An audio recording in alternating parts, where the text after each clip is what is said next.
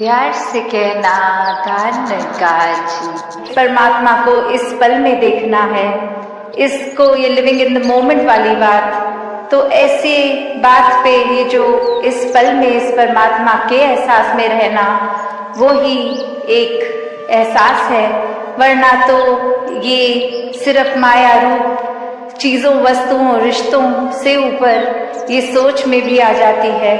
तो कैसे एक ये वही बात हो गई, जैसे एक कहानी भी है कि एक इंसान, उसको एक थोड़े से कुछ लोग मिले और आगे वो इंसान सारे जा रहे हैं, कहीं रास्ता खराब है, तो वो एक डिसीजन बनाते हैं कि will go ahead as a group, ताकि कोई बात है भी तो इकट्ठे कोई वो रास्ता आराम से निकल जाएगा।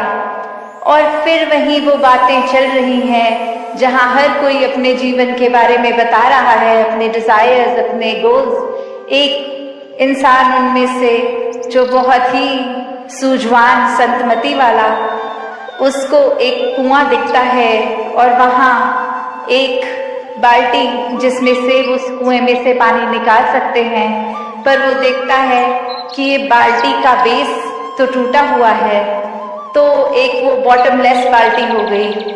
तो वो इंसान वहाँ रुककर प्रिटेंडिंग टू बी थर्स्टी, वो उसकी प्यास बुझाने के लिए पहले उस बाल्टी में से जब पानी निकालता है, तो जब तक तो वो बाल्टी पानी के अंदर है वो भरी हुई दिखती है, पर जैसे ही वो वाटर के सरफेस से ऊपर उठा ली गई, अब उसमें पानी कहाँ टिकना था। पर वो बार बार ये कर रहा है और बाकी के लोग देख रहे हैं कि ऐसा क्यों किया जा रहा है। और वो कह रहा है कि नहीं, अब मैंने ये ठान ली है बात कि जब तक ये बाल्टी को भर के मैं इसमें से पानी नहीं निकालूंगा तब तक घर नहीं जाऊंगा। तो अब ये फूलिशनेस साउंड कर रही है बाकी आसपास वालों को, और वो कह रहे हैं कि ये पॉसिबल ही नहीं है, आपने ऐसा एक गोल क्यों बनाया है जो अचीव ही नहीं हो सकता। तो और ऐसा करोगे तो हम सब तो आगे निकलेंगे, आप अकेले ही यहाँ रह जाओगे।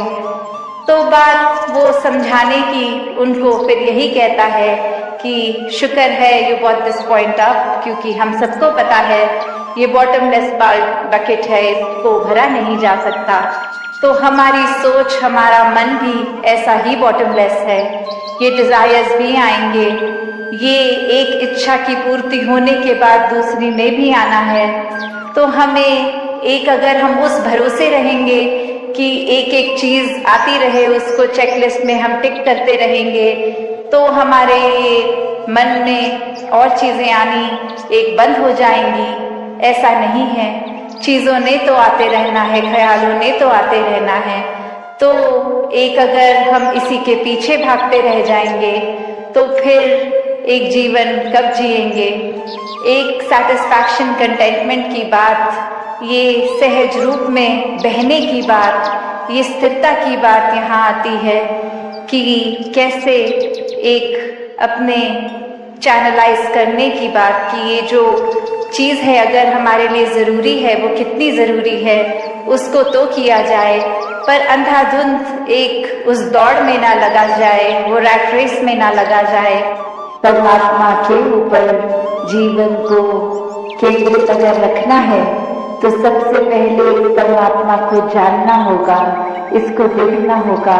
हर समय जब तक सांसें हैं, हर समय इसको अपने साक्षात ही देखकर जीवन जीना भक्ति है।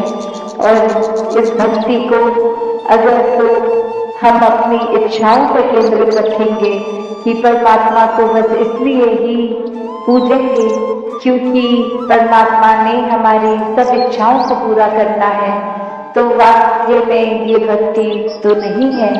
फिर ये बहुत ही स्वार्थ के ऊपर आधारित है। जैसे हमने श्रेणियां भी भक्ति में सुनी है कि अर्थार्थी, जिज्ञासु और ज्ञानी। तो बात क्या है कि ये पहले जो दो श्रेणियां हैं, इसमें वह या भय के कारण भक्ति हो रही है या इच्छाओं के कारण। तो ऐसी श्रेणियों को एक उचित भक्त की श्रेणी नहीं कहा गया। ये फिर अवस्था जो जिज्ञासु की है कि ये जानने का मन में एक बहुत ही जिज्ञासा कि हम हैं क्या, ये सिर्फ शरीर तो नहीं है, शरीर तो कुछ समय तक का ही, जैसे आज सत्संग में भी सुन रहे थे कि ये परमात्मा से ही उत्पन्न हुआ, ये आत्मा को कुछ सालों के लिए शरीर दिए गए और शरीर बदलते बदलते जब ये मनुष्य के शरीर में आने में फिर वो बात कि जब तक ये श्वासें हैं तब तक ही इस परमात्मा को जाना जा सकता है, और कैसे फिर ये जीते जी ही ब्रह्म ज्ञान लेके जीवन मुक्त होना है, ताकि जीते जी ही मुक्ति हो जाए, जीते जी ही इस परमात्मा के अंदर रहे, हर समय रहे, कामकाज अपने सारे करते हुए, अपनी किसी भी रिस्पॉन्सिबिलिटी से पीछे ना भागते हुए, तो वो भक्तिमय जीवन है जब हर सांस में परमात्मा का एहसास हो, हर सांस में इसी के अंदर रह रहे हैं, ये विश्वास हो, ये भक्ति फिर इच्छाओं से उठकर ये जिज्ञासित अवस्था से कि अपनी पहचान करनी है तो ब्रह्म ज्ञान द्वारा ही वो संभव है, और फिर ब्रह्म ज्ञान को जीना है, क्योंकि सिर्फ ब्रह्म ज्ञान लेने से ही मुक्ति हो ये तब तक पॉसिबल नहीं जब तक ब्रह्म ज्ञान को जिए नहीं जीवन में।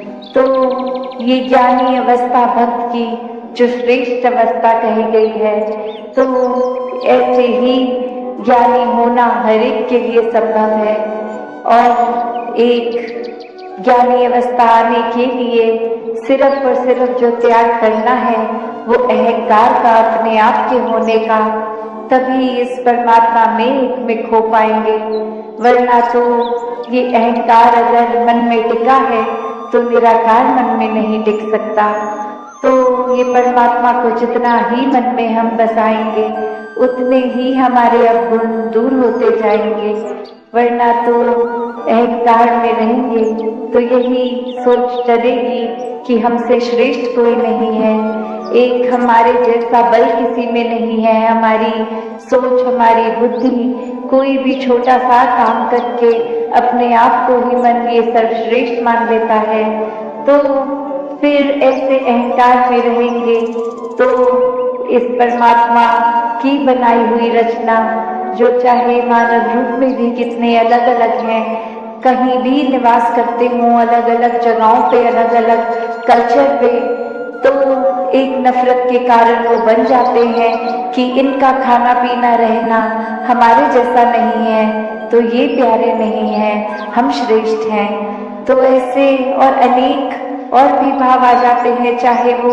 जाति पाति का आधार बना लेता है कोई, या और कोई भी कारण बना लेता है नफरत करने का, पर बात तो वही कि जब परमात्मा से प्यार हो जाता है तो इसके बनाए सब बंदों में यही परमात्मा दिखता है, और फिर वो भेदभाव खत्म हो जाता है, सिर्फ प्यार खुद बनकर ये प्यार आगे बांटने का काम होता है। कैसे फिर हर एक में ये जो हम बार बार सुकून की बात आज सत्संग में सुन रहे थे, तो वही बात है कि जब अंधकार का एक धुआं छटेगा तो ही सुकून का सवेरा सामने है, तो ऐसा नहीं है कि सुकून नहीं है। सभी महापुरुष से मिलकर सुबंध बोलेंगे। एक तू ही निरंकार, मैं ते सरना मैनू बख्श लो। तू ही निरंकार, मैं ते सरना मैनू बख्श लो। तू ही निरंकार, मैं ते सरना मैनू बख्श लो। तू ही निरंकार, मैं ते सरना मैनू बख्श लो। बोल श्री सतगुरु माता सुदीक्षा सविंदर हरदेव सिंह जी महाराज की जय। परम पूजनीय माता जी की जय। प्यार सत्कार से कहना धन्यवाद। तो महापुरुषों, ये जो देख रहे हो ये सतगुरु माता जी की कृपा से ही अपने ही खेत है, और इसमें हमने ये रतालू लगाए हुए हैं, रतालू, और रतालुओं में खीरे। खीरे को तो खैर तालू को हर कोई न जानता हो, बट खीरों को तो हर कोई जानता होगा। जो हम खाते हैं ना खीरे, वही खीरे लगाए हुए हैं। जैसे कि आप देख सकते हैं ये खीरे का पेड़ है। अभी छोटे छोटे पौधे हैं और इसमें इतनी घास हो गई है, बहुत ज़्यादा। बहुत घास होने से इसकी ग्रोथ जो है रुक गई है, तो इसी वजह से ये हमने नलाई करवाई हुई है। कम से कम आज हमने 7-8 मज़दूर रखे हुए हैं, जिससे कि ये खेत की नलाई हो जाए और खेत की सफाई हो जाए। आप देख रहे हो ये खेत की कितनी घास है। ये मोटा घास है जो कभी भी ख़त्म नहीं होता है। इसमें अपना आप ही जो इसकी जड़ें रहती हैं ना, वो जम के आती रहती हैं। तो आप देख सकते हैं इधर कम से कम 7-8 मज़दूर हैं और ये इधर को अभी काफ़ी सारा बचा हुआ है नलाई के लिए। इधर भी काफ़ी सारा है। अब ये एक मांग उतार दिए हैं तक दूसरी मांग उतार रहे हैं। इससे होगा क्या, जब नलाई हो जाएगी तो हम इसमें खाद दे सकते हैं। खाद लगाने के बाद इसमें उसके बाद जब हम टाइम से खाद देंगे, पानी देंगे, तभी इसकी ग्रोथ जो रुकी हुई है वो फिर से चालू हो जाएगी।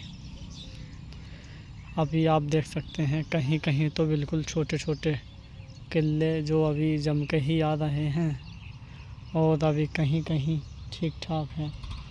बट इसी वजह से इसी की ग्रोथ रुकी हुई है। और मैं आपको